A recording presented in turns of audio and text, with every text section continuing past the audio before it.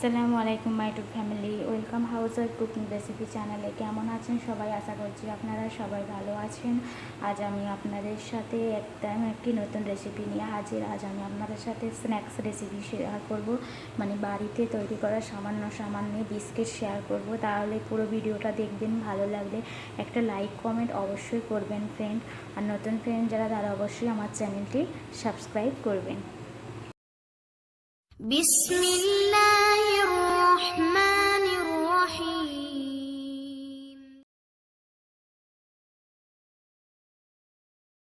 Biscuit বানানোর জন্য এখানে আমি একটি ডিম নিয়ে নিয়েছি, আর ডিমের সাথে হাফ বাটি মতো চিনি দিয়ে ভালো করে মিক্সড করে নেব। এখানে আমি হাফ বাটি চিনি নিয়ে নিয়েছি, যেহেতু আমি এক বাটি ময়দা নিয়েছি তাই হাফ বাটি চিনি নেবো। যে ময়দার কোয়ান্টিটি যত থাকবে চিনি তার হাফ থাকবে। তো ডিম আর চিনির মিশ্রণটি আমি ভালো করে মিক্সড করে নেব। এখানে আমি সুন্দরভাবে মিক্সড করে নিয়েছি। এবার এক বাটির মতো ময়দা দিয়ে দেব। এখানে আমি এক বাটি ময়দা দিয়ে দিয়েছি। ময়দার মধ্যে স্বাদ মতো লবণ, হাফ চামচ বেকিং পাউডার ও 2 চামচ মতো সাদা তেল দিয়েছি। এবার হাতে করে খুব সুন্দরভাবে মিশ্রণটি মাখিয়ে নেব। এইখানে আমি সমস্ত উপকরণ খুব সুন্দরভাবে মিক্সড করে নিয়েছি। এবার এটির মধ্যে অল্প অল্প দুধ দিয়ে একটি ডো বানিয়ে নেব। আপনারা চাইলে দুধের বদলে পানিও ব্যবহার করতে পারেন, কিন্তু আমি এখানে দুধ দিয়ে একটি সুন্দর ডো বানিয়ে নেব। এইখানে আমি বিস্কুট বানানোর জন্য ময়দার খুব সুন্দর একটি ডো বানিয়ে নিয়েছি। এবার ডোয়ের ওপরে হালকা অয়েল ব্রাশ করে ম্যাক্সিমাম আমি আধা ঘন্টা মতো রেখে দেবো। আপনাদের হাতে যদি সময় কম থাকে এইভাবেও বেলে ফ্রাই করে নিতে পারেন। তো বাড়িতে থাকা সামান্য উপকরণ নিয়ে চটপট চা খাবার জন্য মজাদার চায়ের সাথে বানিয়ে ফেলতে পারেন এই বিস্কুটটি।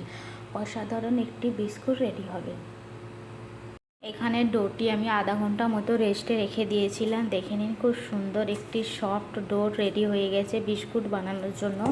তো আমি এই ডোটি গোল শেপে, রাউন্ড শেপে, মানে রুটির আকৃতির শেপে একটু বেলে নেব। খুব পাতলা করে বেলবো না, একটু মোটা করে রুটির শেপে বেলে নেব। তো এইভাবে আমি একটু বেলে নিয়েছি রুটির শেপে, কিন্তু একটু মোটা রাখতে হবে, যেহেতু এটি বিস্কুট বানাচ্ছি, রুটি নয়, তাই একটু মোটাভাবে রাখতে হবে। ছুরির সাহায্যে ভালো করে কেটে নেব। আপনারা চাইলে আপনাদের ইচ্ছা মতো ডিজাইন করতে পারেন।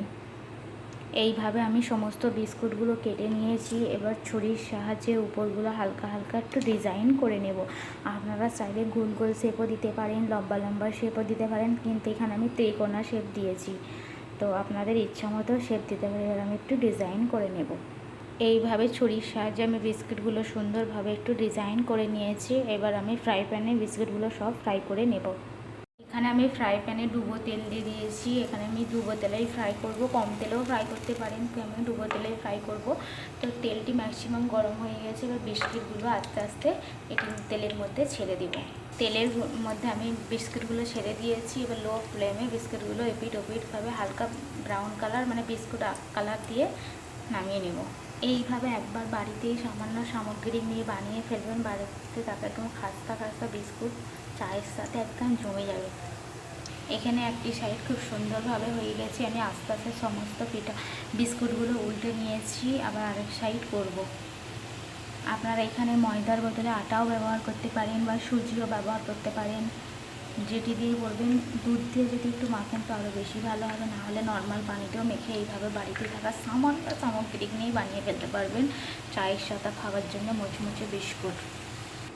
এই যে ফ্রেন্ড, দেখে নিন, এখানে একদম খাস্তা খাস্তা বিস্কুট, আমার বাড়িতে বানানো বিস্কুট রেডি। একদম খাস্তা বিস্কুট, একদম গরম গরম চায়ের সাথে জমে যাবে।